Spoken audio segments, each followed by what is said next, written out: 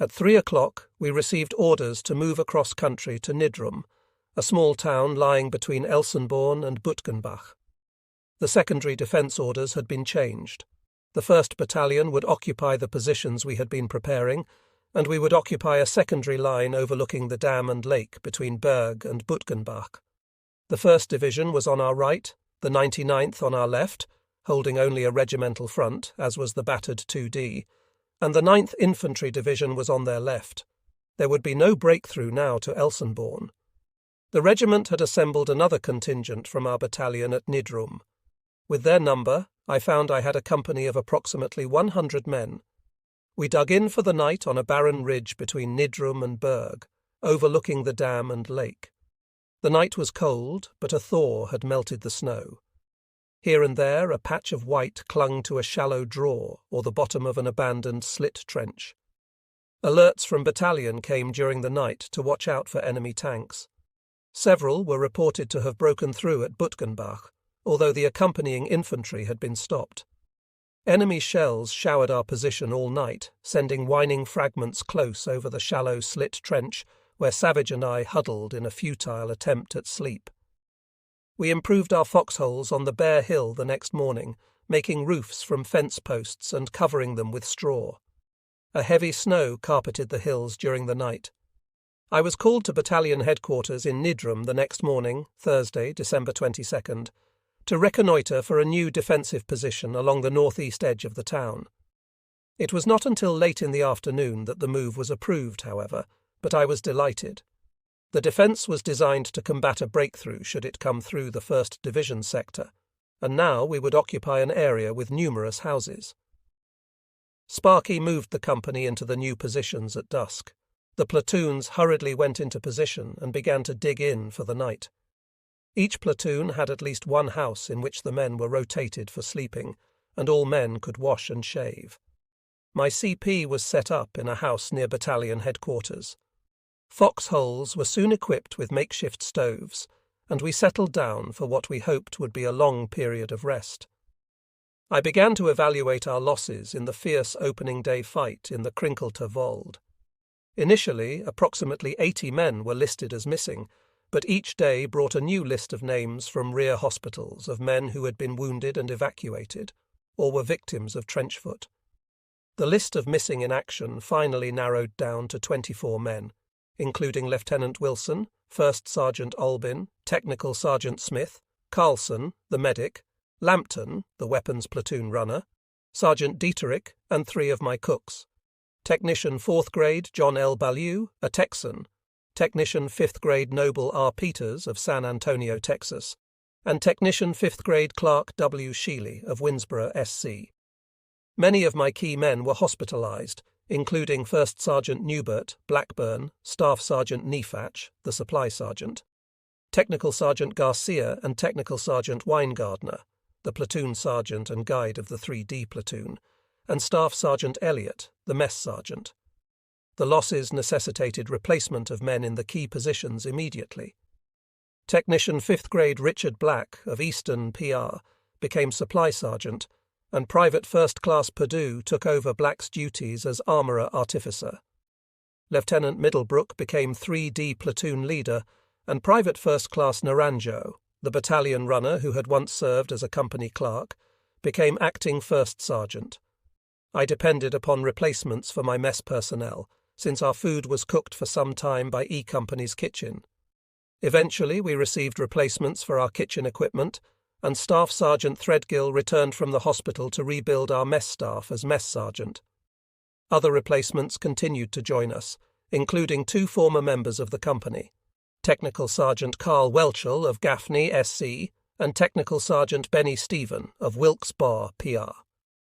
Our battalion was awarded the Distinguished Unit Citation for its defence in the Krinkelter Wald, and a number of men in the company were awarded Bronze and Silver Stars for gallantry, including Silver Stars for Lieutenant Goffigan and me.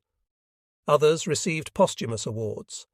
Private First Class Cowan, the light machine gunner who had performed his duty so faithfully and fearlessly at the firebreak, was killed in action the next day, but received the Distinguished Service Cross, later changed to the Medal of Honor. Private First Class Lopez, the M Company machine gunner attached to K Company, also received the nation's highest soldier honour, the Medal of Honour. We had turkey on Christmas and New Year's Day. The division post office held up all packages that were not delivered during the breakthrough and delivered them on Christmas morning. 2 feet of snow covered the ground, but we were situated comfortably. Many attended special Christmas and New Year religious services held in the town creamery and thanked God for the blessings of which we were fully conscious. Showers were later set up in the creamery and clean clothes were available. Enemy artillery continued to blast the centre of the town, but few rounds fell on my company position. Enemy planes were active until after New Year's Day, but their attention was directed toward the dam to our left front or the camp at Elsenborn in our rear.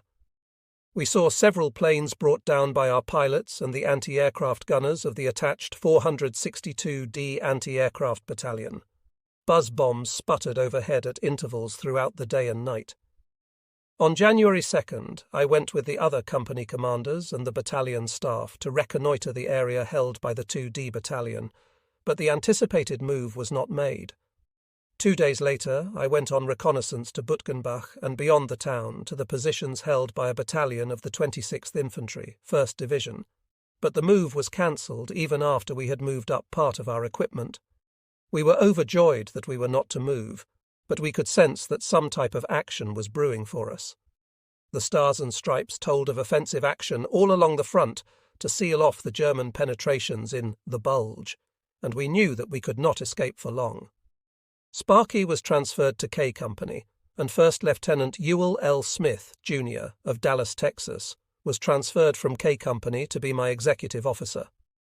Captain Cowan, the former B Company commander, became Battalion Operations Officer when Captain Montgomery was transferred to the 1st Battalion as executive officer. The days and nights became long and boring, but one look at the snow-drenched countryside and the bitter days of cold and snow were enough to convince us that we were fortunate to be here. The enemy shelling became less and less frequent. On January 11th, another group of replacements arrived to bring the company once more to full strength. On January 14th, the other 2 battalions of the regiment moved to the vicinity of Weissmes, Belgium, as the vanguard of the 23D Infantry Combat Team. Colonel Tuttle went to Weissmes on reconnaissance and returned at dusk. I received a telephone call to have the company prepare for movement at dawn the next morning, and I felt a sinking feeling in the pit of my stomach. Again, we were preparing for an attack. I was to report to battalion immediately for orders. Our period of rest was over. Colonel Tuttle outlined the plans. The 30th Division and the 1st Division, minus the 26th Infantry, had already jumped off in the initial phase of an offensive aimed at recapturing St. Vith. The 23D combat team was attached to the 1st Division with the mission of capturing the vital Ondenwall-Eveldingen Pass, which would enable the 7th Armoured Division to pass through for the final assault on St. Vith. Our battalion was initially the reserve battalion of the regiment. The other 2 battalions would begin the attack the next morning, January 15th. We would move by trucks at dawn to an assembly area in Weissmes. The weather was piercingly cold when morning came, but there was no additional snow. We covered approximately 10 miles by truck, although I could tell from my map that the town was no more than 4 miles by direct route from our starting point. We could hear the dull pounding of heavy artillery pieces as our trucks stopped on a tree-lined road near the town of Weissmes. It was 2 miles into town, but we had to walk from there. The road was under observation. We trudged slowly along the snow-covered icy highway, expecting at any moment to hear the dreaded sound of incoming shells. Colonel Tuttle met us at the edge of town, and Sergeant Wolfgang, again our billeting guide, joined us to lead us to the assembly area. There was no shelling, but the freshly sprayed dirt around the shell holes beside the road kept me in a constant state of alert. Our route took us through the centre of the town, past tanks and tank destroyers painted white and ill-shaven infantrymen wearing dirty white robes as camouflage, and beyond the village square to a large L-shaped 3-story building. Branches fallen from the massive trees littered the streets. Yellow spots showed high on the tree trunks where shells had torn the branches away. Sergeant Wolfgang led us into a door of the building and up a dark stairway into a large room. Shelves, stacked with civilian hats, lined the walls. We were in a former hat factory. 5 minutes later, 3/4 of the men had equipped themselves with fantastic civilian straws and felts. I was called immediately to battalion to go on reconnaissance. Captain Cowan oriented me on a large map of the area. 400 yards to the southwest of Weissmies, the 2D Battalion had succeeded in capturing Road Junction 109, 2 farmhouses at a junction of trails that had held out stubbornly since it was bypassed 2 days before by elements of the 30th Division. The battalion was now engaged in taking the portion of the town of Steinbach, which lay to the right of the railroad track to the southeast, while Company C was fighting to capture the part of the town on the left of the railroad. My mission was to reconnoitre defensive positions in the vicinity of RJ 109, which the reserve company of the 2D Battalion was now vacating, with the idea that I might occupy the positions for the night. Salberg accompanied me on the reconnaissance, and we returned to the hat factory around 4 o'clock. Again, there was a message for me to report to battalion headquarters. Captain Eisler, the L Company commander, waited for me there. We were to go immediately to RJ 109 and reconnoitre the route to the town of Ondenval to the southeast, with the possibility that we would attack at 2 o'clock in the morning in a night attack to capture the town. Captain Eisler and I assembled our platoon leaders and moved to the road junction, careful to follow the tracks of a tank destroyer as we neared the houses since the area had not been cleared of mines. Dusk was approaching, and a heavy fog settled down suddenly, making it impossible to see over 200 yards in the direction of Ondenval. Our maps told us that we were over 3/4 of a mile from the town, and the route was evidently a mass of uncharted mines and enemy defences leading down into a draw and up again toward the town. Eisler and I exchanged disapproving glances. A night attack under the circumstances would be virtual suicide. A night attack necessitated long hours of preparation and detailed reconnaissance, but there was little we could do except express our fears to Colonel Tuttle and hope for the best. Hot food was brought to the company from Nidrum by jeep and trailer. We laid plans after supper for the 2 o'clock attack. I Company would guide on the right of the snow-hidden trail from the road junction to Ondenval, while L Company would be on the left. I assigned platoon dispositions, issued additional ammunition, and waited for the seemingly inevitable order to launch the mission. At 10 o'clock, Captain Cowan telephoned, and my CP group waited expectantly as I took the call. He informed me that C and G companies had finally taken Steinbach. For some tactical reason I did not question, this did not necessitate taking Ondenval that night. Instead, I was to have the company turn in for the night, prepared to eat a 5 o'clock breakfast the next morning. We would then relieve Company C in the defence of Steinbach at 7 o'clock. My face beamed with a jubilant smile, and the CP group yelped with joy. It was cold and dark when we lined up in a column of 2s outside and moved down the street after breakfasting on hot cakes by candlelight. The slush in the street made sucking noises as we walked. After leaving Weissmies, we passed smouldering ruins of gutted houses on the road to Steinbach, and arrived shortly after dawn at a small 1-story stone building near a railroad underpass. The windows were shattered, and a gaping bazooka hole at the rear of a central hall showed daylight all the way through the house. This was C Company's CP. Lieutenant Marvin H. Prinz, the company commander, showed me the disposition of his company, and my men took over. A and B companies had taken the hill beyond the town without resistance in a night attack. They were to join forces and continue the assault toward the high wooded ridge far to the front, several hundred yards beyond Ondenval. The 2D Battalion was to attack on the right to take the town. A highway from Ondenval crossed the wooded ridge to the next town of Eveldingen, providing the pass that was the regiment's ultimate objective. Resistance had been stiff thus far in the towns, Lieutenant Prinz told me. His company had almost 40% casualties, many from frozen feet. Word came soon that the 2D Battalion had taken Ondenval without a fight. The enemy had pulled out during the night, leaving only a few snipers to delay the advance. We hoped that the pass might be taken before we were committed. We spent the day setting up our temporary defences in the little farm town. The weapons platoon found two 60mm mortars that the Germans had been using, evidently captured in the breakthrough. A dead GI lay beside a stack of anti-tank mines a few yards from my CP. Another man told me he was from anti-tank company and was killed while clearing the mines. "He just got a letter from home last night," the soldier said. "His wife wrote that she'd just had his first kid. He didn't even get to answer the letter." Lieutenant Middlebrook sent a runner to my CP that afternoon. A civilian woman in one of the houses his platoon occupied was going to have a baby soon. He thought I should call a medical officer. The battalion medical officers were busy when I called, so we waited anxiously through the afternoon, expecting the baby to arrive at any moment. The only man we had who knew anything about such an event was one of the aide men who had read a medical book once. The battalion surgeon, Captain Edward T. Matsuoka of Honolulu, arrived before the baby, despite our fears. I sent him immediately to the house where the civilian woman awaited. We joked among ourselves about I Company becoming a father. Captain Matsuoka returned in a few minutes, saying her time was not near. She was evidently feigning illness to get transportation into Weissmis, but she could walk perfectly well. I Company would not have a baby. We found it difficult to hide our disappointment. The area around my CP became a veritable parking lot for all vehicles with business beyond the underpass. I expected the enemy to shell the area all afternoon, as his observation seemed perfect.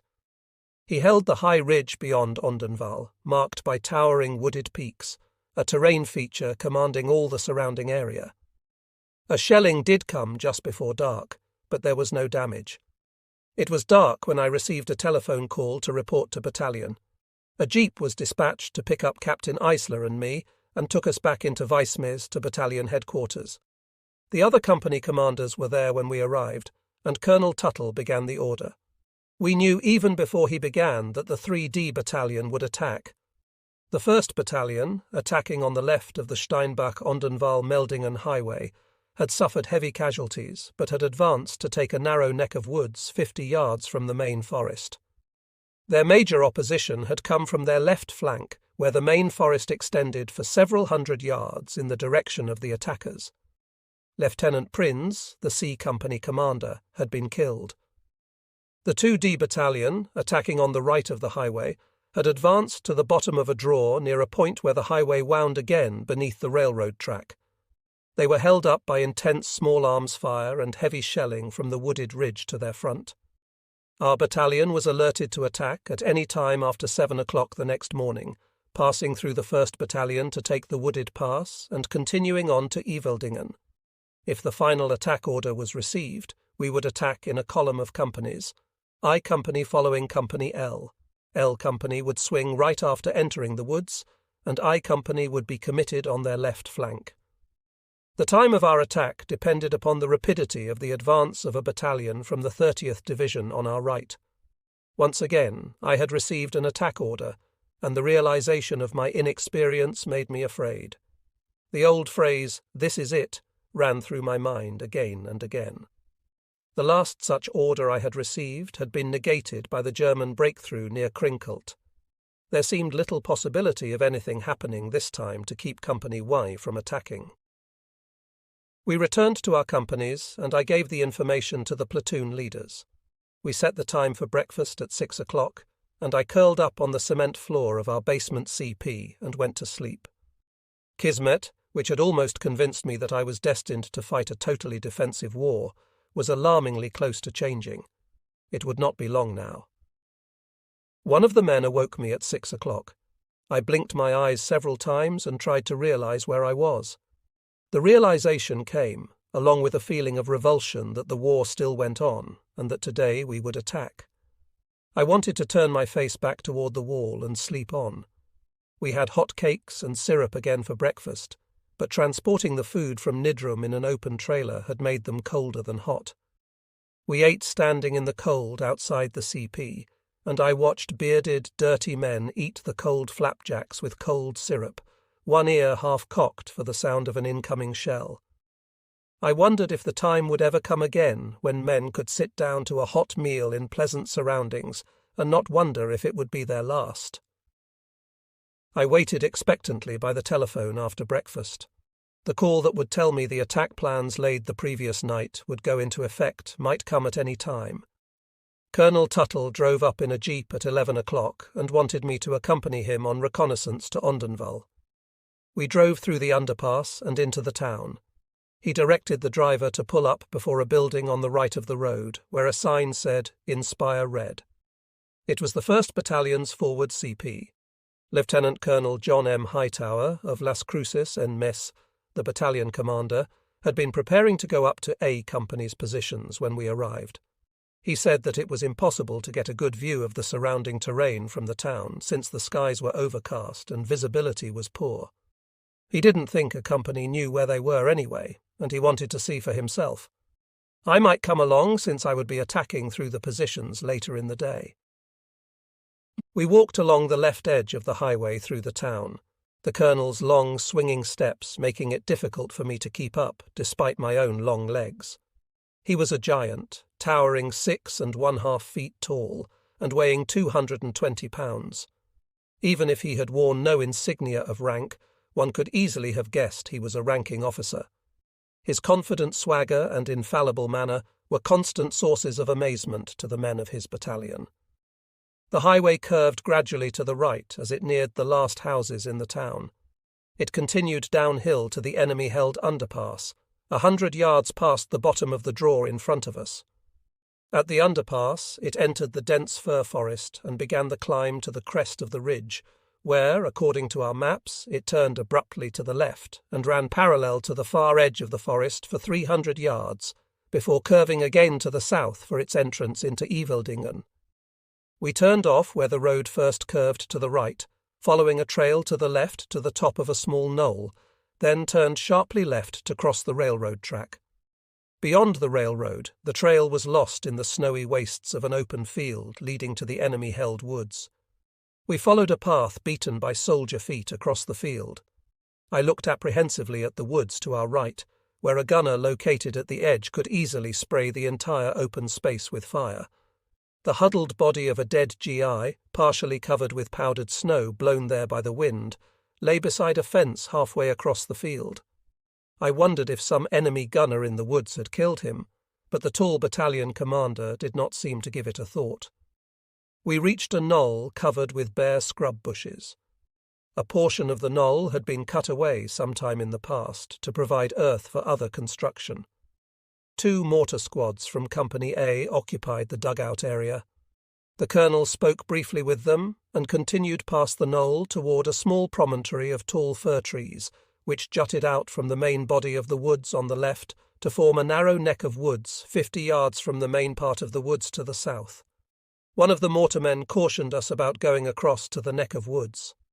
"They've been shooting across there all day from the left." Colonel Hightower seemed to ignore the remark and continued. I followed him somewhat apprehensively. The narrow neck of woods, 25 yards across, was filled with a profusion of foxholes in varied stages of excavation. The men were digging as we approached, half to improve the positions and half to keep warm. The colonel talked with them, asking how they were feeling and if they had a good breakfast. They told him, yes, sir, they had hot cakes, and would he please be a little more careful walking around? There had been snipers firing in the area all morning. The colonel moved on toward the left, looking occasionally toward the enemy woods 50 yards away.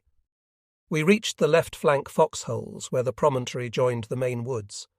We had covered an area which could ordinarily be adequately covered by little more than 1 rifle platoon, but that was all that remained of A Company. The men on the left flank were insistent that the colonel keep down. Sniper fire had been particularly intense here. There had been a machine gun firing at them from the dense brush 35 yards to the left front last night. The colonel dropped calmly to a kneeling position. We retraced our steps, and an aid man overtook us at the edge of the woods. He was supporting another soldier with blood streaming from his forehead. There were snipers in the area. Colonel Tuttle gave me the final orders for the attack at Colonel Hightower's CP in Ardennes. L Company would pass through a company's positions at 4 o'clock, preceded by a 10-minute artillery barrage. I would follow L Company as soon as they entered the main woods, swinging to their left. Our objective was a fire break running east-west which bisected the woods at the halfway point. Here we would dig in for the night and continue the assault in the morning. Our battalion had top priority on all artillery support. The capture of the Odenwald-Meldingen Pass was the top corps objective, and the corps commander wanted it pushed with all possible vigour. It was 2 o'clock when I returned to my company CP and assembled the platoon leaders for the order. No time remained for them to make a reconnaissance, so I tried to describe the route they would take after passing Odenwald. The line of departure would be the line now held by A Company. The 1st platoon would attack on the left, the 2D platoon on the right, and the 3D platoon in support and protecting the left flank. Lieutenant Goffigan's left flank would guide on a north-south fire break which, according to the map, they would encounter after entering the main woods.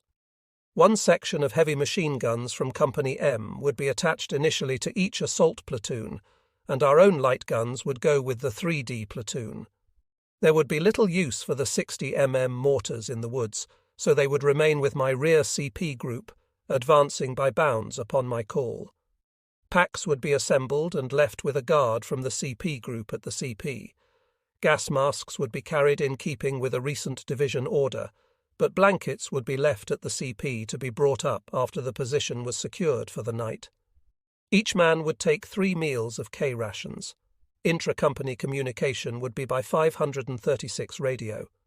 Salberg, Savage, and Private First Class Charles, carrying the battalion radio, would accompany me in the forward CP group. I was too busy with the various details of the movement to think much about fear. I tried to recall the various phases of an attack that I had learned in training, but I was fully conscious of my lack of experience.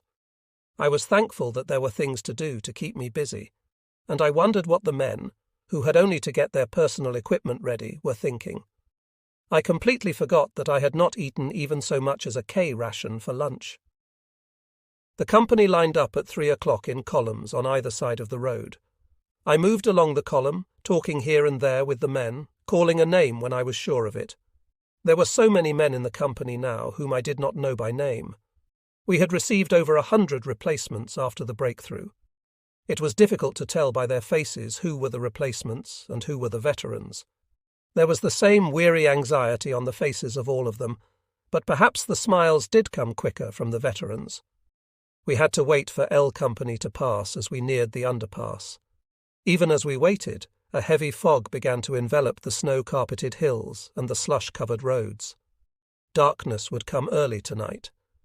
Visibility was so poor that I knew our column was safe from enemy observers in the towering peaks to the south. When K Company attached itself to our rear, the double column stretched from Weissmes to Odenwald, and I had to walk half the distance to Odenwald past rear elements of L Company when the head of the column halted opposite the forward battalion CP. I reported to Colonel Tuttle that I was ready.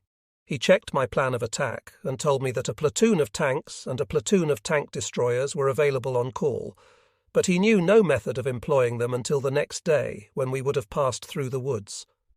I waited outside the CP for the head of my company as L Company filed down the highway and cut left on the trail leading to the railroad track. I looked at my watch.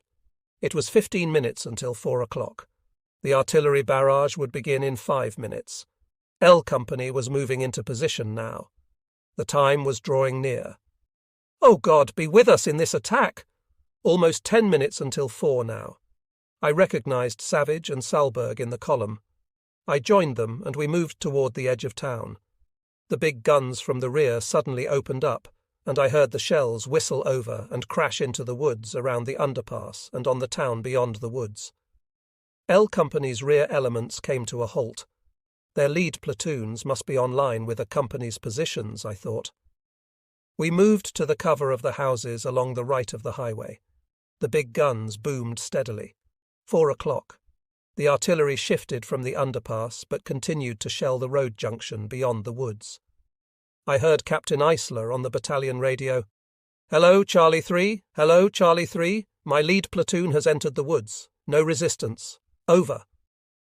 For one brief, exultant moment I thought that perhaps the enemy had withdrawn from the woods, but no, that was too much to hope for. In the all-important but little section of war in which we were for the moment engaged, that would be like asking for the war to end. I moved with Long to the point where the trail to the left joined the highway. I pointed toward the thin line of woods held by A Company and showed him his route. Men from L Company's support platoon lay half-crouched in the ditches beside the trail. A single rifle bullet sang over our heads and cracked as it passed, as if someone had fired a small-caliber revolver close by my ear. We ducked quickly to the other side of the highway. No, the enemy had not withdrawn from the woods. "Hello, Charlie 3. Hello, Charlie 3. It was Captain Eisler again. "Lead platoon is encountering opposition, but advancing slowly with marching fire. Am committing 2D platoon." L Company's support platoon still had not moved. I surmised that Captain Eisler was holding the platoon in the rear to move forward upon call. I signalled for the company to follow and moved across the highway and up the trail. A robot bomb buzzed across the top of the wooded ridge before us and flew at a dangerously low altitude across the town. It crashed into the hill to the rear of Steinbach with an explosion that seemed to rock the ground on which we stood and reverberated back and forth against the surrounding hills. The boom of enemy guns in the distance gave us warning, and we plunged into the ditches beside the trail. The barrage which followed centred on the knoll where the trail turned to cross the railroad track. We lay there a few minutes after it was over. I sighed with relief when I saw that every man rose to continue. When we reached the railroad track, the 1st and 2D platoons jockeyed into position in the open field. They moved quickly into an approach march formation. Small explosions that sent the snow cascading in all directions around little black puffs of powder and noise appeared unpatterned over the field. The men fell face downward in the snow and rose again when the barrage lifted. The Germans were firing light mortars. One man from the 2D platoon lay in a crumpled heap and did not rise. His face was buried impassively in the snow. I looked at him as I passed. He was a new man, a replacement received the week before. He was the first man from the company whom I had seen killed, and a mixed feeling of horror and pity swept over me, but there was no time to stop and think. I did not even know the man's name. How strange is war! Some of us can go for days and weeks and months in war and never be killed or wounded, but another man is killed in his first taste of war. 3 more light mortar barrages fell at intervals as the platoons circled to come upon the A Company positions from the rear. I saw no one hit. I found cover during the barrages in the dugout area occupied by A Company's mortarmen, and ran the remaining distance to the narrow neck of woods where the lead platoons were reorganizing prior to crossing the open space into the forest. I saw Captain Eisler. He said his platoons had already reached the east-west firebreak, wiping out 4 machine-gun outposts on the way, but one platoon continued to meet sharp resistance around the underpass. The lead platoons began to cross into the main woods. I looked at my watch and saw that it was 5 o'clock. The time was speeding past. Already it was getting dark. The dense fog and the overhanging branches of the thick fir trees would bring darkness even more quickly in the forest. I followed the assault platoons across the open space. They had found no opposition. Everywhere there were foxholes, but they were half covered with snow and unmanned. I saw the north-south firebreak, which I knew should be the left flank of the 1st platoon, but the last men in the platoons were going across it. Someone had gotten mixed up in directions. "Hello, Mac 6, Long radioed. "We've reached the objective. No opposition." For a moment I was elated, but then I realized what had happened. They had mistaken a second north-south firebreak for the objective. I signalled for Savage, Salberg and Charles to follow, and I ran and stumbled through the snow until I reached the head of the column. Battalion was questioning over the radio, wanting to know why we hadn't reached the objective. There seemed to be no opposition in the woods, so I directed the platoons forward in column along the second firebreak. That would be quicker. We could move over to the right after reaching the objective. I started off with the head of the column. God damn it, Captain, Savage said. You've got to stay farther back. At least get some scouts out front. His admonition reminded me that it was foolish for me to lead the column. The foolish days of leading one's troops into battle were past, even though correspondents persisted in telling of daring generals who preceded their troops, firing from the hip or brandishing a bayonet. I had no feeling of bravado, but it seemed obvious that the woods were undefended. I dropped back to the rear of the first platoon. The lead platoon advanced 300 yards and reported that they had reached the objective. I moved again to the head of the column and saw that the two fire breaks formed an intersection. I directed the scouts to follow the clearing to the right until they reached the north-south fire break, which should have been our left flank. We would dig in there for the night. The column started forward and then stopped abruptly. A slow, moaning voice came from the patch of small firs growing beyond the narrow ribbon of white that was the firebreak. "Help! Help!" the voice cried, each word slow and deliberate. "Save me! Save me!" Every man stopped as if each had dropped an instantaneous anchor, and rifles dropped to the ready position as if by instinct. Darkness was almost completely upon us, and the men peered in vain toward the patch of firs to determine the source of the voice. "Help me!" the voice continued, the words heavily accented and spoken so mournfully that I could have sworn I felt the hair bristle on the back of my neck. "I am wounded! Help me!" "Come on out with your hands up!" someone yelled. "I cannot come," the voice said slowly, as if it were torture to utter each word. "I am blind. I cannot see you. Come out or we'll shoot." "I cannot come. Please come and get me. Do not shoot. I am blind. I cannot see." The same thought must have entered all our minds. This was a German trick to lure us into the open fire break. I ran forward to the head of the column, apprehensive lest someone decide to go out into the open toward the voice. "Come out with your hands up or I'll shoot your nuts off, you Nazi son of a bitch," a soldier yelled. He fired a single shot into the underbrush. The fir branches stirred.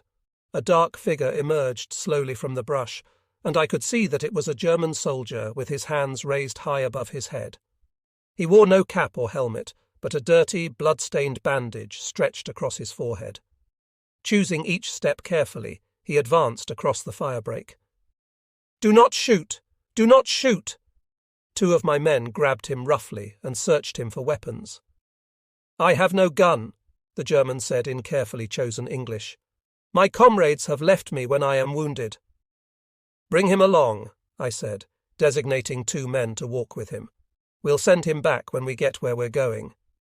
I noticed for the first time the bodies of two Germans near the point where we had stopped. One still breathed. An aide man examined him briefly.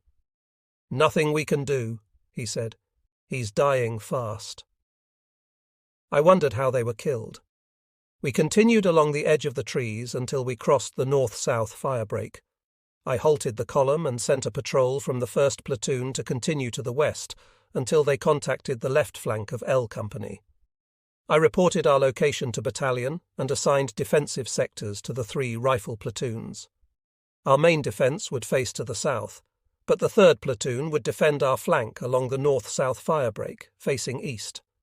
Numerous abandoned slit trenches filled the area, and the men began improving them for the night. I turned my attention to the prisoner, directing the 2 men who were with him to take him to the A Company positions.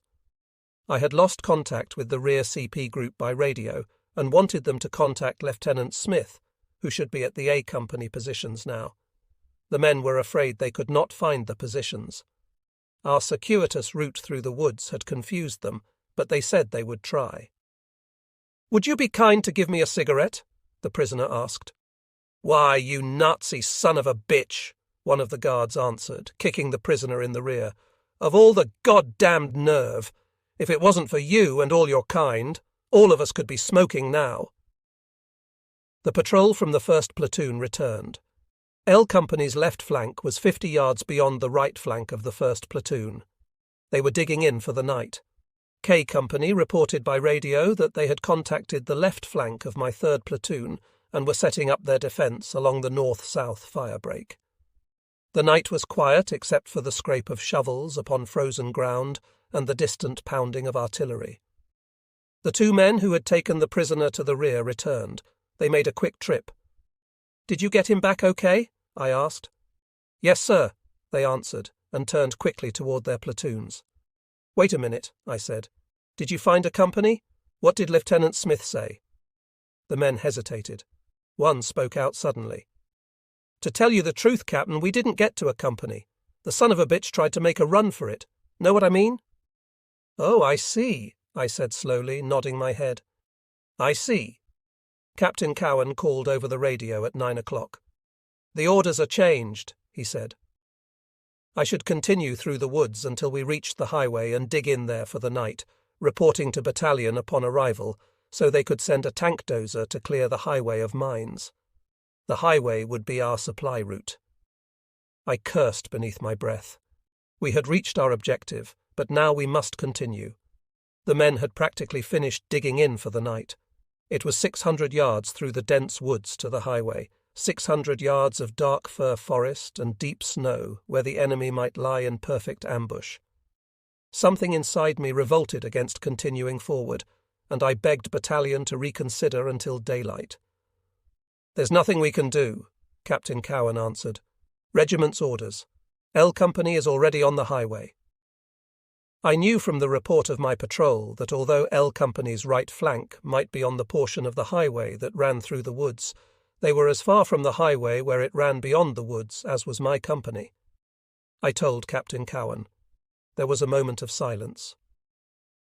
"Our information is that L Company is on the highway," Captain Cowan continued. "The colonel says to get going." There was no alternative now. Battalion thought I was bluffing. I jumped into a partially completed foxhole and turned on a flashlight to look at my map. Two men threw their overcoats over me to shield the light. According to my map, the north-south firebreak on our left should continue to the south, reaching the highway 600 yards from our present location. But in reality, there was a dense growth of small firs where the firebreak should have been.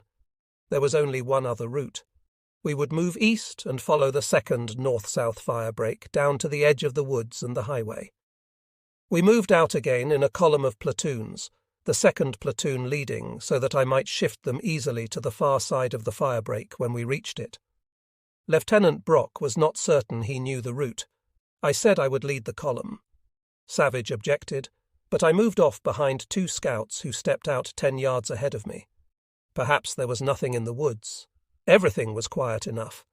I might as well lead the column so we could get there quickly and get set up for the night. We reached the north-south firebreak, and the second platoon crossed and took up a close approach march formation on the other side, facing south. The first platoon moved into position on the right. I joined Long at the head of the first platoon, and we moved cautiously through the woods, the whiteness of the snow making it possible for us to half see where we were walking. Two scouts preceded us by 5 yards. The night was quiet, so that the crunching noises we made when we walked seemed amplified by the stillness. We had gone slightly over 200 yards to the south, when the scouts stopped dead in their tracks and signalled quiet. I was about to ask what was causing the delay when I heard a German's voice. "Halt!" the German cried, and spouted a stream of guttural German. He could not have been over 25 yards away. We dropped quickly to the ground. The German cried, "Halt!" again, and repeated the flood of German. I crawled up next to Long. I said, "Sounds like we've hit an outpost or something. Deploy your 2 lead squads to the right and close in. I'm moving back with the radio to the head of the 3rd platoon." Savage's warnings against leading the column now seemed exceedingly wise. If the Germans opened fire, I would be pinned to the ground, helpless to contact the other elements of the company except by radio. Long began to deploy his forward squads to attack. I signalled for the 3 headquarters men to follow and turned to move toward the rear. A burp gun stuttered. A flood of fiery tracer bullets blazed among the trees. We fell face downward into the snow. The bullets traced a fiery path 2 feet above the ground. My men did not return the fire, and I was glad. The confusion would be terrific if they opened up, I thought. The night was quiet again. I rose and motioned for Savage, Salberg, and Charles to follow. We had taken only a few steps when the burp gun opened up again. "I'm hit, Captain!" I heard Charles scream, and he dropped to the snow. "I'm hit!" I was conscious of a sudden pain in the calf of my right leg, as if someone had hit me with a giant club swung by powerful arms. I realized that I too was hit, and a sudden flood of fear engulfed me. We were 200 yards forward of any friendly troops and 800 yards inside the woods. A momentary vision of a night spent bleeding in the freezing forest swept through my mind. A warm liquid flowed over my leg and into my boot. That would be blood, I thought. "I'm hit too, Charles," I said. My leg felt numb, and I dropped to the ground. The firing ceased. Charles said he was hit through the right hip and could not walk. Savage took the battalion radio, and I designated 2 men to carry Charles. We would have to get back to the 3rd platoon now. I believed I could walk. I stood and put my weight on the wounded leg. A nauseating pain swept over me, and I thought I was going to faint, but I tried keeping the leg stiff and found that I could walk. The men around us lay flat upon the snow in little bunches, as if they gained some solace through sharing their fears with each other. My brain was whirling. Should we continue the attack? How badly was I hurt? Had we hit a German patrol or an outpost, or had we stumbled upon a main line of defence? I hastily decided to continue to the rear out of the line of fire and direct the attack upon the German position from a less restricted spot. We moved toward the rear, 2 men supporting Charles with his arms about their shoulders. A sudden burst of small arms fire came from our right rear, and the woods echoed to the crack of machine guns, and the fire was coming from the direction of the defensive position at the junction of the fire breaks which we had left. Bullets whined low over our heads and buried themselves in the trees and the snow around us. My first thought was that K Company had contacted our rear elements and, thinking they were Germans, had opened fire. We heard a battalion talking on the radio, asking K Company what time they wanted to pick up their bedding rolls for the night. "We've got no use for bedding rolls," K Company answered. It was Lieutenant Flame. "We're in a firefight." Savage turned the butterfly switch on the radio and broke into the conversation with a distressed voice. "Lieutenant Flame!" he cried. "Lieutenant Flame! This is I Company! You're firing at us! This is Item Company! This is Item Company! God damn it! I said we're in a firefight. We can't use any bedding rolls now." "Lieutenant Flame," Savage continued, "this is Savage. You're firing at I Company. Make your men quit firing. You're firing at I Company. You're shooting hell out of Item Company." The radio was silent for a moment. "The hell we are! If we're firing at I Company, then why in hell don't you quit firing back?" I was frightened with the realization of what he had said. We were receiving fire from K Company, but they were not firing at us. The enemy had slipped in behind us. For some unexplainable reason, my men had not opened fire in either of the directions from which the bullets came. I silently thanked God that they had not started shooting. The confusion would have been trebled, and I could visualize GIs firing at one another in the darkness. The men were milling about in an aimless fashion, some moving to the rear, others shifting to avoid the group that had collected along the fire break. I wondered if I could ever bring order out of the confusion. It seemed an impossibility with fire coming at us from front and rear in the darkness. I made a sudden decision. "Call Long and Brock on the radio," I told Salberg. "Tell them we're withdrawing to the positions we just left. We'll reorganize and try it again from there." Salberg contacted Long, and the men began to move toward the rear, stumbling and falling over one another in the darkness so that I wondered if they would stampede like cattle. Salberg said, "Brock's radio must be out." He tried again and again, but he could not contact him. I stumbled to the edge of the firebreak and called across to where the 2D platoon should have been. There was no answer. I tried again. No answer. I decided that they must have already moved to the rear. If not, they would surely hear us and follow. I joined the milling mass of men, stumbling forward until I reached the 3D platoon. We reached the east-west firebreak. and I directed Middlebrook to turn to the left and follow our former route to the west to the positions beyond the next firebreak. 2 men moved out as scouts. I followed closely behind them, my leg beginning to pain fiercely. I stumbled headfirst into an abandoned foxhole, and my face was buried in the snow. A blinding light suddenly lit the forest for a moment, and I heard the explosion of a concussion hand grenade not 5 yards from the hole in which I had fallen. Then came the guttural burst of a burp gun, and the bullets whined over my head. The men behind me dropped into the snow. A soldier yelled, "I'm hit!" All was quiet. I waited a moment, and then tried to climb from the foxhole. I could not make it without the use of my right leg. I asked someone to help me, and a soldier extended his hand. I looked toward the direction of the firing.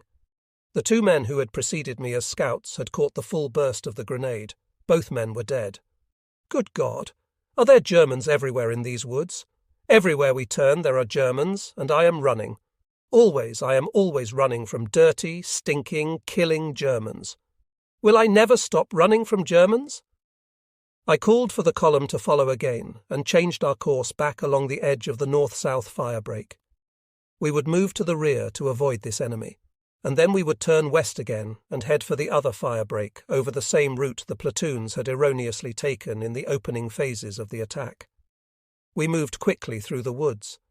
The wound in my leg grew increasingly painful, and I found it difficult to keep up with the pace the other men were setting. I fell again and again into abandoned foxholes, and found it impossible to climb out without assistance. 2 men were carrying Charles, and another was helping a man who had been hit in the foot when the last firing occurred. The clearing that was the second north-south firebreak loomed ahead of us. That would be where K Company was digging in initially, and I wondered if they were still there and if they would fire at us. I told Savage to contact them on the radio and tell them we were coming across. They said, "Roger." We hurried across the firebreak, but K Company was not there. They had evidently moved to our former position at the junction of the firebreaks. It became almost impossible for me to walk. Each step brought a wrenching pain through my entire leg, and beads of perspiration broke out on my forehead. My mouth was dry, and I reached down and ate a handful of snow. I longed desperately for a cigarette. I decided to move the company to the A Company positions to reorganize. I was still missing the 2D platoon, but I trusted blindly that they had seen us withdrawing and would follow. I called across the 50-yard open space to announce to a company that we were I Company men withdrawing. An unseen voice, evidently satisfied that we were friendly troops, told us to come across. The open space had been a cultivated field before the snows came, and the ground rose again and again into minute ridges. I tripped over what I thought must surely be each ridge and fell sprawling again and again into the snow. Technical Sergeant Wiley Post of Jacksonville, Texas, the 3D platoon sergeant, saw my plight and told me to put one arm around his shoulders. He helped me into the narrow neck of woods where the platoon leader from Company A waited for us. I called the battalion on the radio and explained the situation, asking for litter bearers for the 2 wounded men who could not walk. There was no denying my own case now. I could not return with the company after we reorganized. Lieutenant Smith was not with a company. The platoon leader said he had moved forward earlier with the Mortars and the rear CP group to our former position at the junction of the firebreaks. I placed Lieutenant Goffigan in command of the company until he should be able to contact Lieutenant Smith. I told them to dig in with A Company until they received further orders from battalion. Sergeant Post would take me to the aid station. It was a slow, painful walk back to Ardennes. We met the Weasel, flying a Red Cross flag, going forward for the 2 men who could not walk. They offered to pick me up on their way back, but I said I thought I could make it. We had passed the battalion CP when I decided that I could not make it any farther. My leg had grown stiff, and the pain was almost unbearable. Sergeant Post ran ahead to the forward aid station and returned with 2 aid men and a litter. They carried me into the aid station. The light inside blinded me, and the heat from the stove engulfed me, and I thought I was going to lose consciousness. They seated me in a chair, and someone gave me a drink of water that felt wonderful going down my parched throat. Technical Sergeant Martin J. Gwynn of Bellevue, Texas, removed my soaked combat boot and cut the trousers from my leg at the knee. I looked down at my leg. The bullet had made a bloody 3-inch gash on the right side of the calf of my leg. The imprint of the bullet was pressing the skin out on the opposite side of the leg, but the skin there was not broken. "You're lucky, Captain," Gwynn said. "It didn't hit an artery, or you'd have lost more blood, and I think it missed the bone too, or else you couldn't have walked back." They moved me to a stretcher at the rear of the room, and Gwynn gave me a dose of sulfur tablets. "I'll wait and let them give you morphine in Weissmies, unless it's paining you too much," he said. "Here's something that'll hold you till then." He gave me half a glass of rum. I swallowed it and felt warm inside. The door opened and 8 men entered, carrying another soldier on a stretcher. I recognized Captain Roy G. McCracken of Pueblo, Colo, the anti-tank company commander. He had been hit slightly by a steel fragment just above one knee. "Where's hell was I, company?" he asked me. "Regiment told us you reached the highway an hour ago, and we started up in a tank dozer to clear the road." "I can't see why in hell they told you that," I said. "We never did reach the highway." "We passed L Company," he continued, "and didn't see anybody for a hell of a ways, and then we saw some men by the road, and thought surely they were from I Company. We pulled up to talk to them, and they opened up with a bazooka. It grazed the tank and caused some light casualties, and we hauled ass." I wondered who had told them we had reached the highway. 2 men lifted my stretcher from the floor and carried me out the rear of the house, placing the stretcher on a rack over the engine of an aid jeep. They placed the litter casualty from anti-tank company beside me, and the driver started the engine. We moved out down the highway towards Steinbach and Weissmes. I looked up into the dull grey sky, and the cold wind crept beneath the closely pinned blankets and chilled me. I shuddered and thought of the company. Where were they now? Did Brock's platoon get out? Had I done right in withdrawing, or should we have stayed and fought it out? It seemed that I was always running. Perhaps it was all my fault. There had been a brief moment of exultation in the aid station when someone had reminded me that now I could get a nice rest in the hospital, but now a nausea of fear for the welfare of the company enveloped me. I felt somehow like a deserter. Strong hands removed our litters from the jeep at the rear battalion aid station in Weissmes. The heat inside felt good after the ride in the cold air.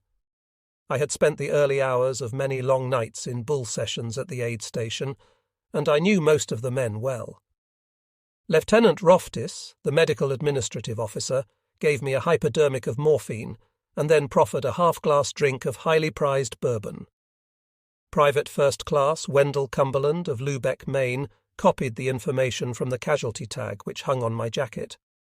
The bourbon and morphine had begun to take effect when they lifted my stretcher into the rear of an ambulance with 3 other casualties. I was a bit drunk. The man beside me was again the stretcher case from anti-tank company. A heater made the ambulance warm. We talked of the fight in the woods, trading experiences in the manner of all GIs just removed from battle, until my eyes closed involuntarily, and the gentle swaying of the ambulance rocked me to sleep. Cold air entered the ambulance, and I realized that we were at the Regimental Medical Collecting Company, where a soldier wearing a red cross on his arm was checking our diagnosis tags and closing the doors again. If we had not been progressing well, an emergency operation could have been performed here. Our next stop was the division clearing station, a miniature hospital set up under tents. A heavy rain had begun to fall, and the corpsmen placed blankets over our heads before removing us from the ambulance. They placed my stretcher on a table inside the tent, and a medical officer checked my wound and rebandaged it. I suddenly realized that I was famished. I had eaten only a K ration for breakfast, and it was now 2 o'clock the following morning. A corpsman brought me a large broiled pork chop between 2 thick slices of bread. My mouth watered hungrily, and I consumed it ravenously. An ambulance arrived from an ambulance company, and I was loaded aboard again. Our next stop was the rear division clearing station in Verviers. A medical officer explained that this was not a normal stop on the evacuation route, but the holding of less serious cases here for treatment had become 2D division policy to expedite their return to duty without the lengthy process of passing through replacement depots. I was carried to an operating table in a room of the building that was being used as the clearing station. A medical officer injected a local anaesthetic and removed the bullet from my leg. Strangely, the bullet had turned around inside my leg, and the butt of the bullet was forcing the skin outward on the opposite side. The medical officer wiped the blood away and gave the bullet to me as a souvenir. I remained at the clearing station through the remainder of the night and the next day. Shortly after supper, 2 corpsmen came for me and carried me piggyback downstairs to the operating room. I was being transferred to an evacuation hospital in Verviers, which would have been my normal disposition after the forward clearing station. As I waited for an ambulance, a group of casualties arrived. A number of them were from I Company. Their injuries were not serious. 2 men had been hit with small shrapnel fragments which only slightly broke the skin, and others were suffering from light cases of frozen feet. Lieutenant Brock was among them. "We had a hell of a time after you left, Captain," Brock told me, and explained at length the details of the remainder of the night and the following day. My platoon ran into 2 German patrols on our way back to A Company. No one was hurt, but we got about 10 Germans. The Krauts were all over the woods the rest of the night, and they counterattacked in force at daylight with 3 tanks. They hit mainly on the flanks and raked the open field near A Company with fire all morning. No one could move over it. They even fired at stretcher bearers, and the German tanks fired at the Weasel when it tried to evacuate casualties. We couldn't get up any food or ammunition, but the men held somehow.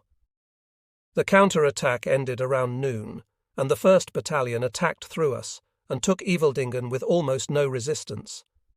The woods around our positions were black with dead Germans. The weather was hell.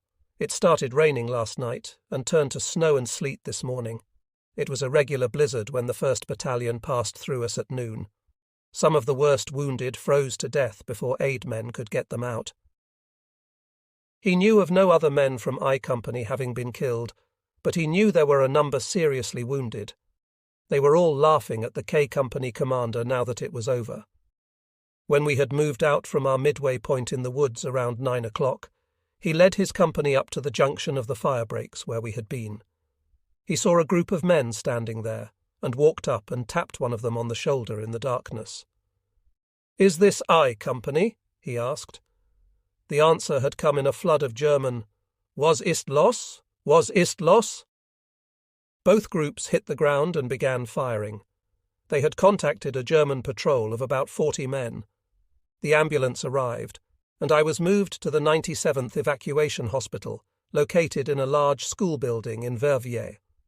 I had no sooner become settled on a canvas cot in a ward on the top floor than 2 corpsmen came to take me to the X-ray room. There they X-rayed my leg and found that the bullet had missed the bones entirely. A tall brunette nurse from North Carolina began to give me penicillin injections when I returned to the ward, waking me every 4 hours during the night. As soon as it was dark the next night, I was loaded again into an ambulance and moved to the 46th Field Hospital in the same town. I was going to the 46th to await a hospital train for the rear, a corpsman told me. I spent an almost identical night and day in the 46th Field. If I had been wounded more seriously, I might have received another operation or been equipped with a plaster cast. At least half the patients in the 2 hospitals were severe cases of trench foot or frozen feet, their feet purple and swollen almost twice their normal size. There was evidently little difference in the diagnosis, but for frozen feet you qualified for a Purple Heart. The most severe cases of either might become gangrenous, possibly resulting in amputation. We were loaded on a hospital train the next night. A pleasant but businesslike nurse in GI coveralls came around to continue the penicillin injections and told us that we were on our way to Paris. We should arrive in 24 hours. The nurse, sometimes in company with a medical officer, came through the car every 4 hours to administer the penicillin. The patients laughed good-naturedly as the medical personnel hardly gave them time to awaken before they stuck them with the big needle. "I got these shots once before," a soldier laughed, "but it wasn't on account of frozen feet." The nurse stopped to help the patient on the lower stretcher across the aisle from me with his cigarette. He thanked her but refused assistance. I began to talk with him. He was a lanky farm boy from Kentucky and had been assigned to Company G of my regiment only the week before. The Ardennes offensive was his first action. He had been hit almost directly by an 88 mm shell while digging in the draw to the south of Ardennes. It got him in the right shoulder, practically severing his arm, but the doctors had told him it would be all right in time. It was enclosed in a large cast which encased his body. "It was 4 hours before they got me out," he drawled. "I almost froze, but that wasn't so bad. Another 88 came in and did this." He shifted the cigarette to his mouth and lifted the blanket with his free left hand. His right leg was missing above the knee. French civilians assisted the ambulance drivers to unload the train at the Paris station. Ambulances were designated for various hospitals in the Paris area. 2 ladies in Red Cross uniforms passed out coffee and donuts. We were famished. They had fed us only dry, pressed meat sandwiches on the train. My ambulance bounced along the Paris streets. I looked anxiously through the small windows in the rear in an effort to catch a fleeting glimpse of some historical landmark which would assure me I was at last in the fabulous city, but I could see only the dimmed lights of other passing trucks and ambulances. Like the majority of GIs, we had bypassed Paris on our trip to the Siegfried Line. This might be my only chance to see the city. The convoy of ambulances pulled up in a schoolhouse courtyard bathed in floodlights. A squad of medical corpsmen joked among themselves as they lifted the stretchers and placed them in a large glass-enclosed entrance. A medical officer checked the diagnosis tags and marked a ward number on them. Another crew began to transport the stretchers, which the officer had examined up a flight of stone steps to the wards indicated. I was deposited on the 3rd floor in a small room with 2 beds. The clean white sheets and the bouncy wonderfulness of the bed were almost too good to be true.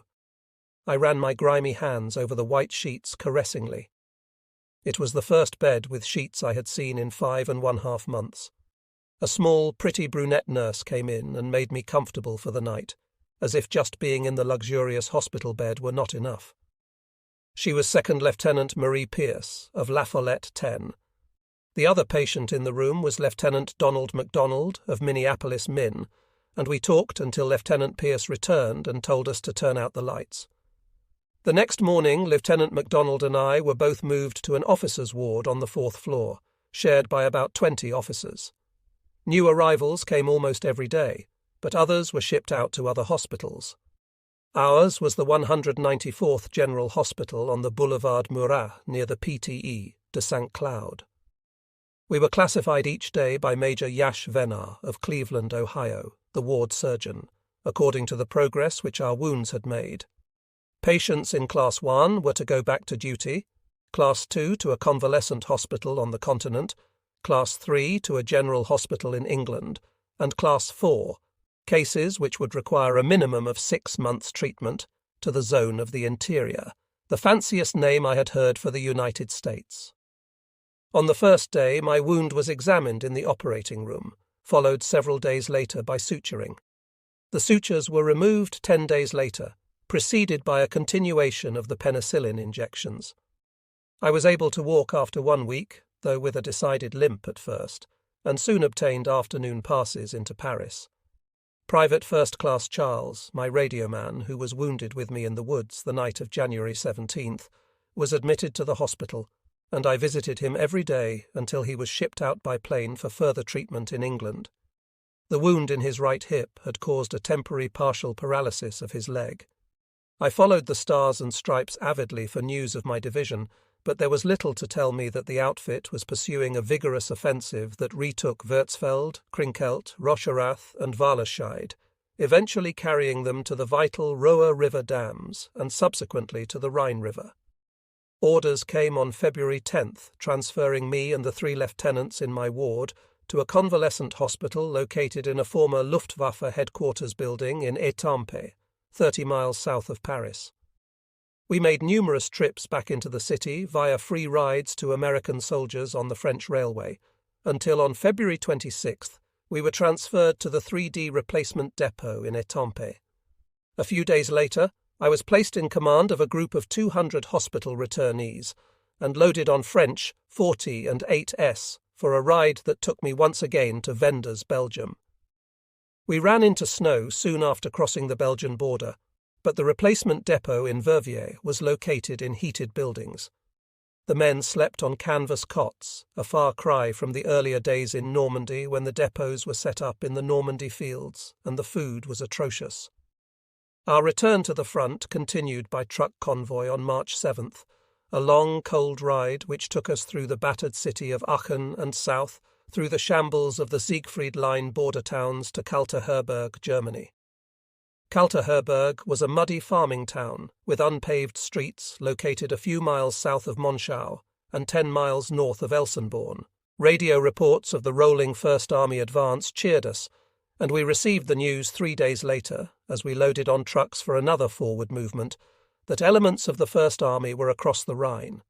We rode through the ruins of towns wrecked by the First Army steamroller smashing toward the Rhine and halted again in Rheinbach. We were close enough to the front to hear the boom of the big guns at night and to see the orange flashes on the horizon. The old feeling of fear in the pit of my stomach gradually returned. The weather was improving and the snow was gone. I hoped that I had seen my last European snow. Trucks from the division called for us on Monday, March 12th, for the final move on the return to duty. Our route took us past stores of abandoned German ammunition and equipment, overturned vehicles and half-completed roadblocks, attesting to the rapidity of the First Army advance. We arrived in Sinzig on the Rhine River, 2 miles southwest of the famed Remagen bridgehead, where the 9th Armoured Division had forged the first Rhine crossing. I reported immediately to regimental headquarters and learned that Captain Oscar L. Goodson of Eagle Pass, Texas, had taken over the command of Company 1. The news was disheartening. I wanted so badly to return to the company, but with another captain already in command, it seemed unlikely. The adjutant gave me the news a few minutes later. I would not return to the company. I was to command Company G. I spent the night at regimental headquarters and went by jeep the next morning to visit Company 1. I found them in a large country villa on a high hill 5 miles to the northwest, and it was like a reunion with old friends to be with them again. Almost all the men I remembered were there. There had been few serious casualties since the night I was wounded, and none had been men whom I had known intimately.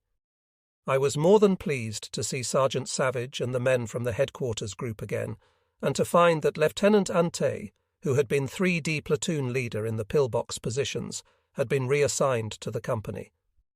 I reported to 2D Battalion headquarters in Sinzig in the afternoon, to Lieutenant Colonel William A. Smith of Laramie, Wyoming, the battalion commander. He had been a major when I left the regiment in January. He was a tall, slightly heavy young man who wore glasses. He welcomed me to the battalion and called for the G Company executive officer, First Lieutenant Laurice L. Loberg of Fargo, North Dakota, to show me to the company. The company was billeted in houses a few blocks from the battalion CP. The days that followed were warm, spring days filled with sunshine, and I considered myself fortunate to be with my new company for several days before going into combat. I had little of the uncomfortable feeling of not being accepted because of inexperience now, but I did want to learn to know the men as much as possible before going into action. Sinzig, which the men called Zig-Zig on the Rhine, was within enemy artillery range, but the Germans were directing all their efforts against the Remagen bridge site nearby. Except for enemy planes, which we could see raiding the Remagen area each day, there was no enemy action. The men would scream and curse at our invisible anti-aircraft gunners, turning away disgustedly when they failed to down the enemy planes. We did not see even one plane shot down over the area, but each morning's news broadcasts told of numbers of German craft having been downed over the bridge the preceding day. We wondered how they did it. Perhaps they used mirrors. I began to like my new assignment with Company G, but I could not avoid yearning to return to Company 1. The men had liked their former company commander, Captain John M. Stevens of Tyler, Texas, and I knew it would be difficult to replace him. He was a daredevil type of leader, and had received the Distinguished Service Cross for action at Ardennes. He had been wounded by mortar fragments in the leg on the drive to the Rhine. I noticed one distinct difference immediately between G and I companies, and looked upon it at first with disfavour. Where Company Y had insisted upon few formalities toward officers, G Company maintained an officers' mess, a table with china and silverware set up wherever the kitchen was located, and presided over by Private First Class John Citrone of Boston, the company commander's runner. Citrone left a few days after my arrival on a pass to Paris, but his duties were taken over temporarily by Private First Class Hester F. Townsend of Woodbine, Gar, a 19-year-old drawling southerner who talked with the help of his hands.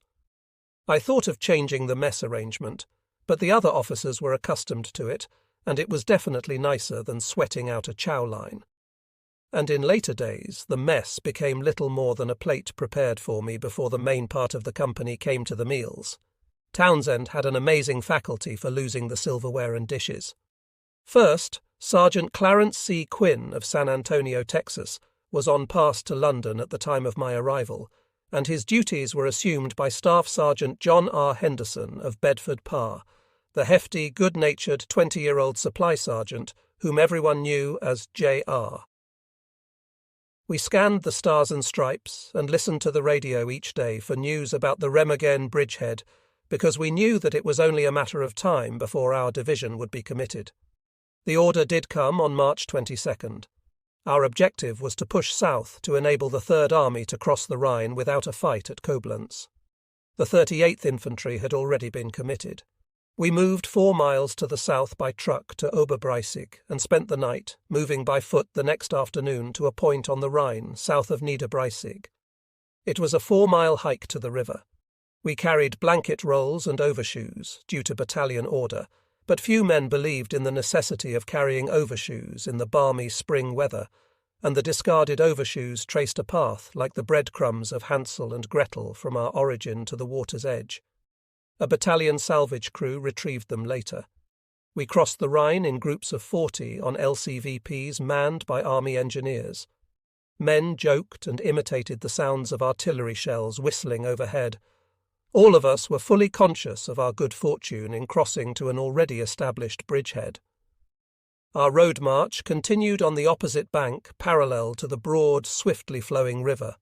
Tall mountains rose on our left, and I wondered in awe if the enemy were defending the high hills. If so, we were in for quite a fight.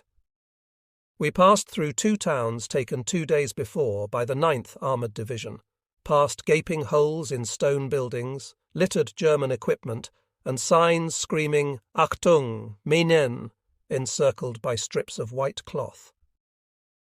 We reached our destination at dusk, an open field on the eastern edge of the industrial town of Wollendorf. Several houses were in the vicinity, but when I tried to persuade battalion to allow us to billet the men in houses, I was informed that the town had been assigned to the 9th Armoured. We could not use the houses, even though they were empty, but they finally consented to locating the company CP and the kitchen in houses. The men pitched pup tents in the open field, the sweat from the 6-mile walk drying and chilling them in the dampness of early evening. Church services were held in the field the next morning, but when I left the CP to attend, a call came for me to report to battalion with my maps, and to have the company alerted to move as soon as the services were over. At battalion, we got in jeeps and rode to the southeast, arriving after a 6-mile drive over curving roads to a group of small stone houses, resembling an American housing project, on a hill beyond the town of Niederbiber-Seggendorf.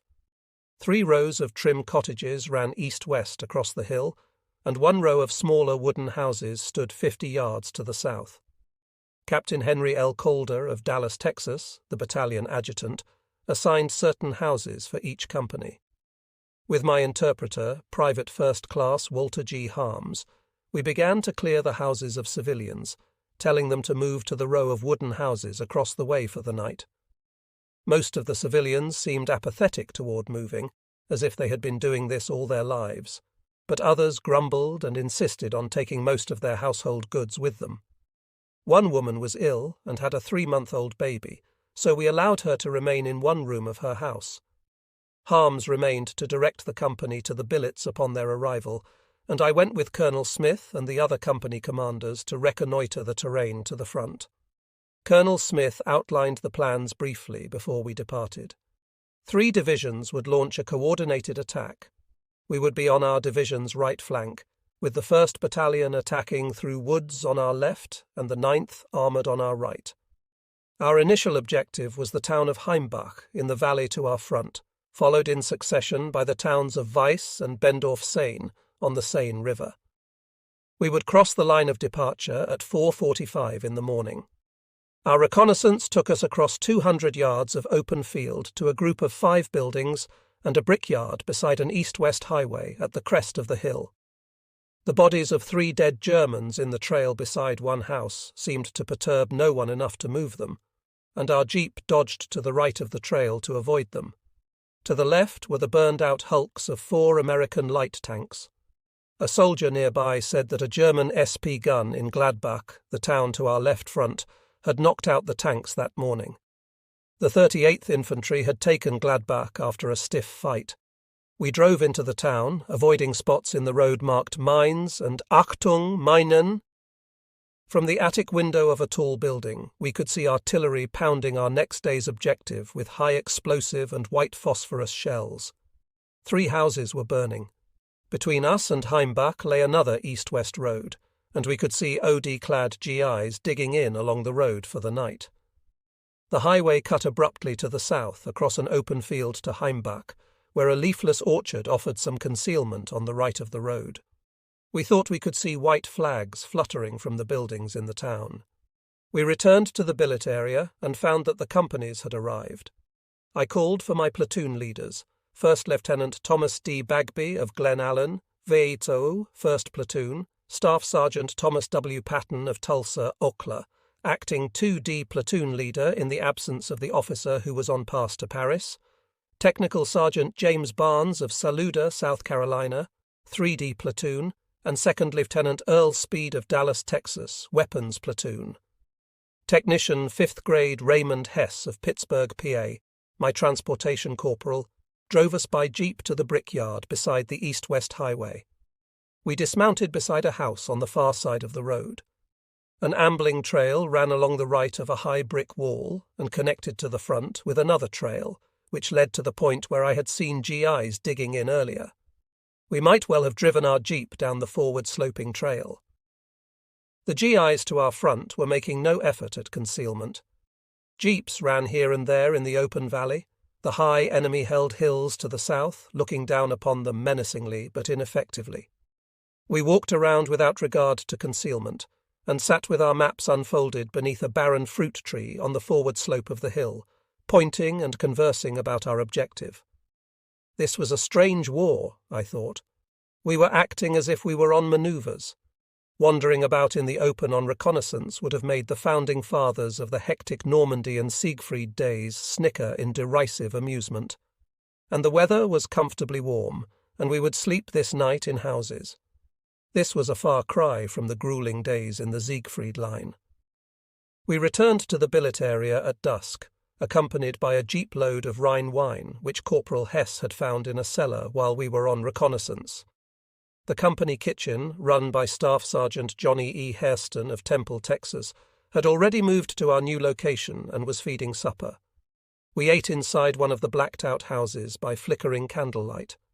Private First Class Edgar Philpott of Bark Camp Kai Shi, one of the headquarters radio operators whom we called Junior, had discovered that a German civilian living in the house which our CP occupied was a Wehrmacht soldier in disguise.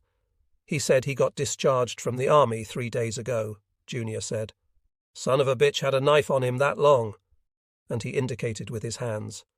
So I ran him in. I had no sooner finished eating than Battalion called for me to receive the final attack order. The order was brief. Company G would attack on the left of the highway leading into Heimbach, with Company F on the right. A platoon of medium tanks would attack with each company. Immediately after capturing the initial objective, we would proceed to the town of Weiss, which showed on our maps as a portion of Heimbach. Then we would go on to Bendorf-Seine, the village on the Seine River, which lay at the far end of the broad valley to our front, and be prepared to continue the attack upon order. The line of departure would be the road where we had seen the GIs digging in. The Burgermeister of Heimbach came into the 38th Infantry lines at dusk carrying a white flag, Colonel Smith said. He begged them not to shell the town any more. He said the German soldiers had already left. We laughed hollowly. It made things look easy, if you could believe the Burgermeister. We would attack the next morning at 4:45. Someone awakened me at 3:30 the next morning. It was cold in the room, and I shivered as I climbed from my sleeping bag. My mind was dulled with sleep, and I wanted to climb back into the warm sleeping bag and sleep on and on. I wanted to scream to hell with the war and go back to sleep. The sudden jolt of awakening was like emerging from a wonderful, peaceful world into a world of forbidding reality. There would be men hurt today, perhaps killed, men from my own company. It could be me. That seemed remote and impossible, but it did not remove my fear for the others. There were many responsibilities. Had I given the platoon leaders all the information they would need? How was my attack plan? Was there some important detail I had forgotten? Would Heimbach be defended? Would our attack be discovered as we crossed the flat, open field toward the town? Oh God, if we could but rush from the house into the attack without thinking again. It was the waiting and the thinking and the wondering that got you. The men were sleepy-eyed and yawning as they ate breakfast in the dark. Somewhere a moon was shining, but a foggy, overcast atmosphere completely hid it from view. We assembled at 4 o'clock. There was a clattering and rustling of equipment and low curses as men sought to find their places with their squads. F Company was forming across the street. They moved out, and we followed. We would go forward in column until we reached the 38th Infantry's lines. The men kept close together as we moved across the open field toward the highway beside the brickyard. I heard the tanks catch up with the tail of the company. Their motors churned and fretted, and their tracks voiced the clattering indignation we all felt at early morning war. We crossed the highway and moved along a faint trail down the forward slope of the hill into the valley.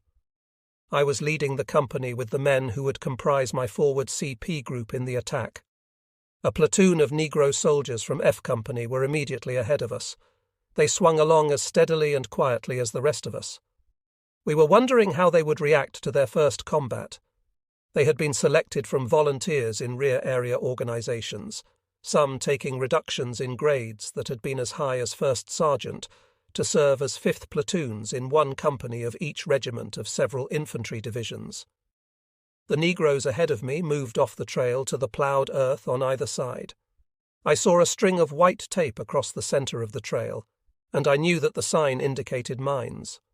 I passed the word to the men behind me, and each man stepped off the trail as the word reached him. The men ahead of us stopped. I moved to the side and passed the rear platoons of F Company and found the company commander, Captain John M. Calhoun of Athens 10, at the head of the column.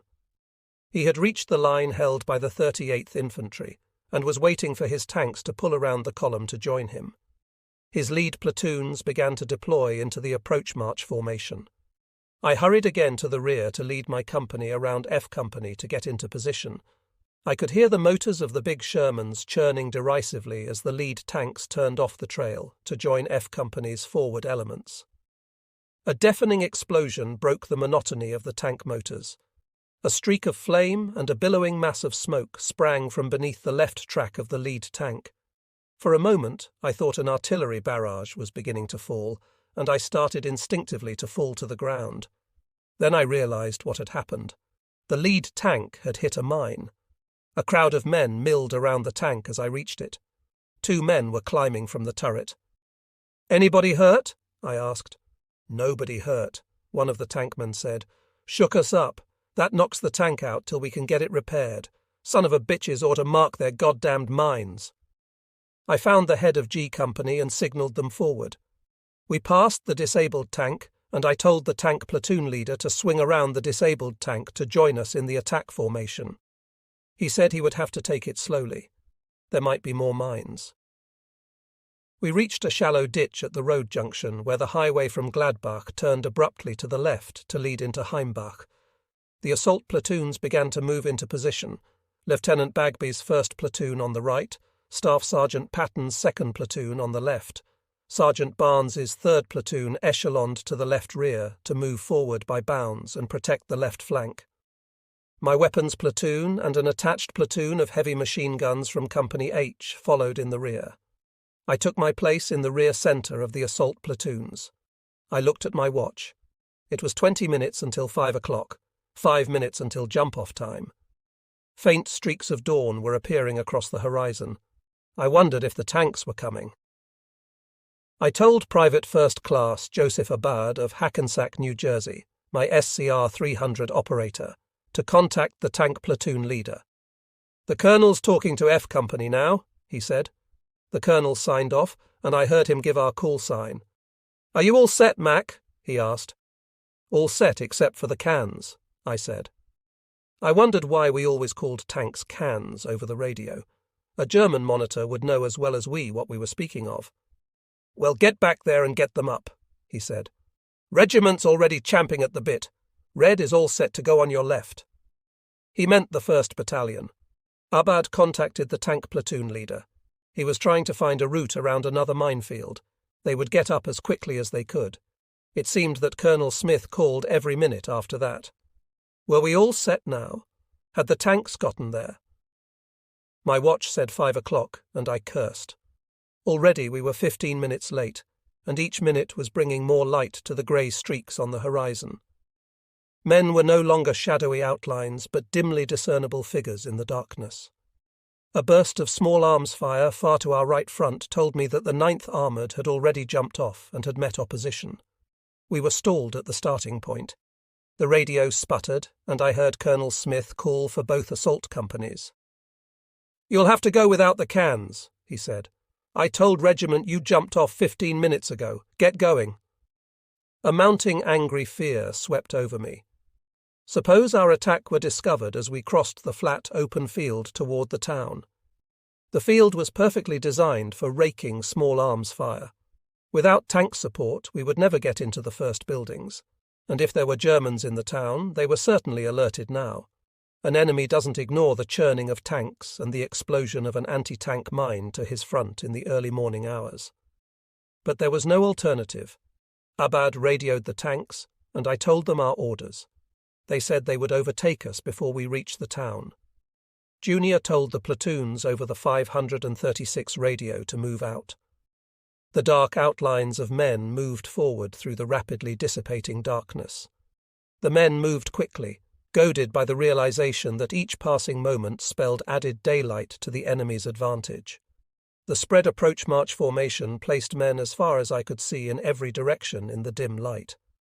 One thought kept drumming at my brain. Let them reach the buildings. Let them reach the buildings. I knew that if we could gain a foothold in the town without fighting, we would have a much easier battle. Let them reach the buildings. Let them reach the buildings. I heard the noisy clatter of tanks behind us, and I breathed an inward sigh of relief. The steel monsters churned past us and took their places in the assault formation, 3 forward and 2 back, like waddling ducks going to water.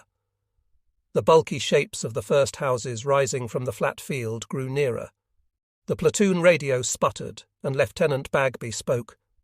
"Hello, G6. Hello, G6. We've entered the first houses.